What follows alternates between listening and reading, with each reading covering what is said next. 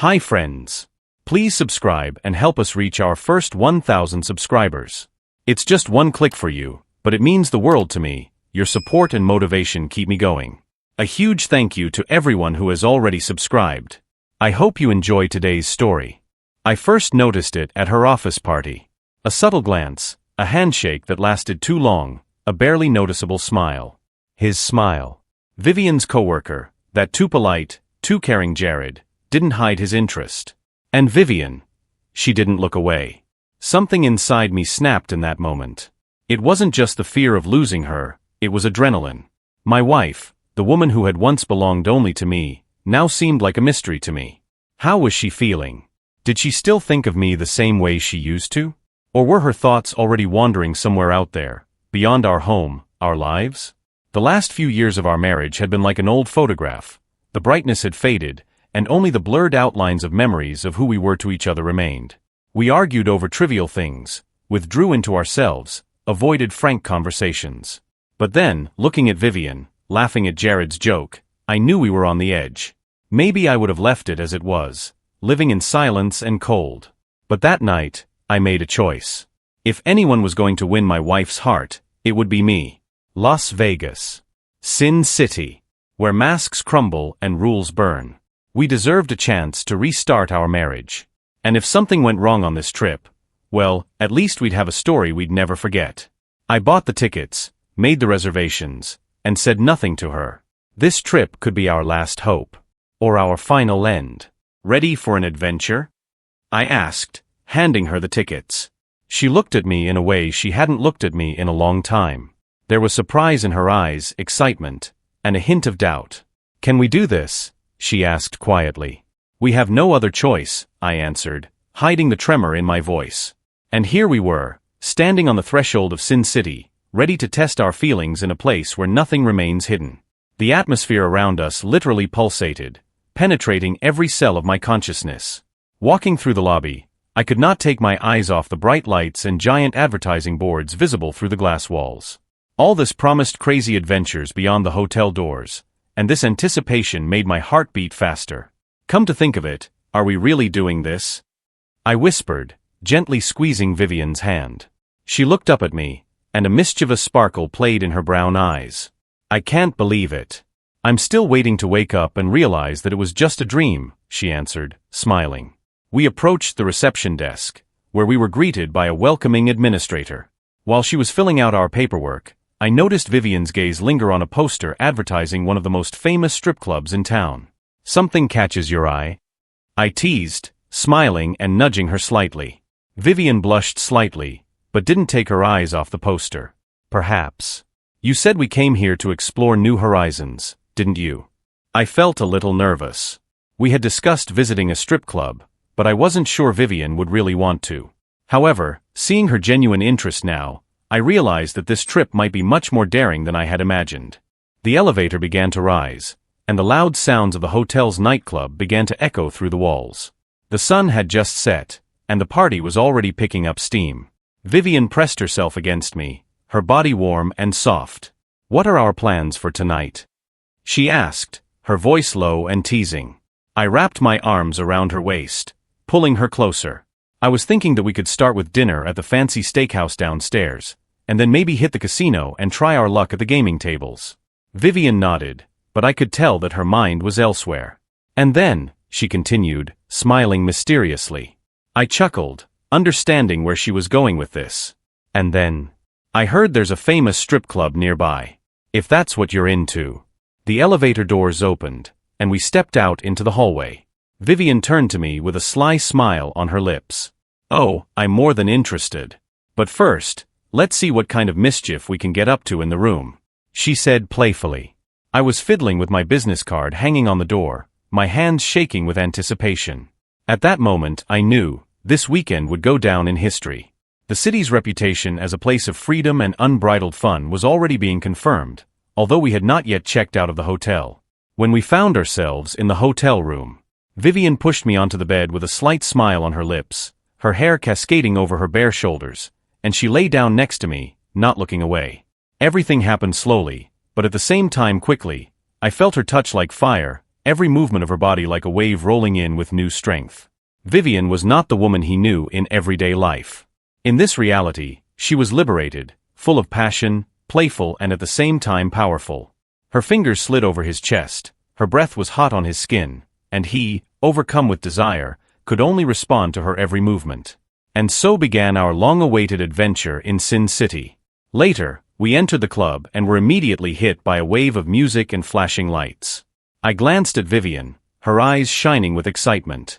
She squeezed my hand and leaned closer, shouting over the noise, "This is amazing." I nodded, smiling widely. The atmosphere around me was infectious. We squeezed through the crowd and found 2 empty seats right next to the stage. A tall blonde had just finished her performance, collecting a pile of bills from the front rows. "Want a drink?" I asked. Vivian nodded, not taking her eyes off the stage. I waved to the waitress and ordered us 2 glasses of premium whiskey each. When she returned, I thanked her profusely. "Keep going, bring me more," I winked at her with a smile. The next dancer appeared on stage, a petite brunette with endless legs. Vivian leaned forward, waiting for the show to continue. I pulled out a wad of bills and handed her half of them. "Here," I said. "Let's make it rain."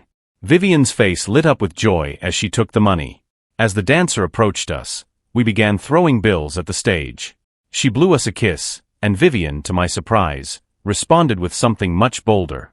Time passed unnoticed, and the evening was drawing to a close. We continued to enjoy the company of friends and the constant flow of drinks. The dancers seemed to flock to us like moths to a light, paying special attention to us. The alcohol slowly warmed my veins, creating a pleasant feeling of relaxation. Vivian, dressed up in the bright lights of the club, looked dazzling. Her dark hair fell over her shoulders like a silken waterfall. I couldn't take my eyes off her. "You're gorgeous," I whispered, leaning in closer, my voice as soft as a breath of wind in her ear. Vivian turned to face me, a mischievous smile playing on her lips. "I really do feel gorgeous," she replied. "This is so much fun." I'd always admired Vivian's confidence, but there was something new about her tonight, a playfulness, a boldness I hadn't noticed before. The music changed abruptly and a new dancer stepped onto the stage. Her movements were hypnotic, her body moving in time with the pulsating rhythm. As she arched and flexed, her gaze wandered around the room. Suddenly, her gaze landed on Vivian. The dancer's smile became even more seductive as she walked to the edge of the stage. Without looking away, she extended her hand to Vivian. My heart began to beat faster. Vivian looked at me, her eyes filled with excitement and hesitation. I nodded, smiling encouragingly, and that was enough. Without hesitation, she took the dancer's hand and walked onto the stage, and the crowd erupted in applause and whistles. I felt a surge of pride mixed with something else. Perhaps it was excitement, or even excitement. "Come on, Vivian," I shouted, encouraging her, clapping along with the crowd. On stage, she seemed a little tense at first, but the dancer whispered something in her ear and Vivian laughed. In that instant, like a switch had been flipped, she was completely transformed. The neon lights illuminated her face as the dancer led her to a chair at the center of the stage. For a moment, our eyes met and I saw a mixture of shyness and pure joy in her eyes. My heart beats in unison with the rhythm of the bass coming from the speakers, and each beat echoes in my chest. Vivian's fingers trembled slightly as the dancer began her seductive performance. Each movement was calculated to increase the tension. The crowd's applause grew louder and I noticed that Vivian bit her lip, her face flushed with excitement. Her eyes glittered as she moved from dancer to dancer, from crowd to crowd, enjoying their greedy glances. Then another dancer came on stage. Their movements were perfectly coordinated. The atmosphere in the room grew tense, as if an electric charge had shot through the space, and each second seemed endless as their dresses slowly fell from their bodies. I curled my fingers on the edge of my chair. It was as if electricity had connected us all, Vivian, the dancers, me and the audience, in some spontaneous symphony of primal desire. With each passing minute the tension grew. Vivian's clothes flew in all directions. The dancers played with Vivian, bringing the anticipation to the limit, and the crowd of spectators cheered triumphantly with each thing caught. Suddenly her bra came undone, and a breast slid out. Loud cheers and whistles filled the club. Vivian's eyes widened at first, but then her lips curved into a smile. Her eyes were shining with genuine euphoria. Here she was, my confident and reserved Vivian, enjoying the attention I had never seen before. The dancers continued to tease the crowd, and the reaction from the crowd was at its peak. Vivian rose gracefully to her feet and looked at me, seeking support, needing my agreement, my nod. I eagerly met her gaze, feeling my excitement growing. She swayed her hips, moving smoothly to the beat of the music. The atmosphere in the club was incredible, every whoop and clap merging with a rhythm that captivated us all. Finally, there she was, naked, under the bright spotlights, her body seeming to glow in the cold light.